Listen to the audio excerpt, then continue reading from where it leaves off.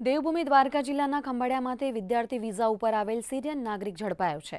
વિદ્યાર્થીના વિઝા 1 વર્ષથી પૂર્ણ થઈ ગયા હતા, તે છતાં ત્યાં રહેતો હતો।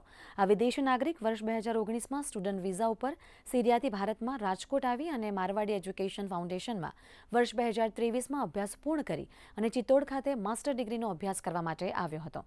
પોલીસે આ ઘટનામાં શિક્ષક મહિપત રામજીભાઈ કછટિયાની પણ અટકાયત કરી છે।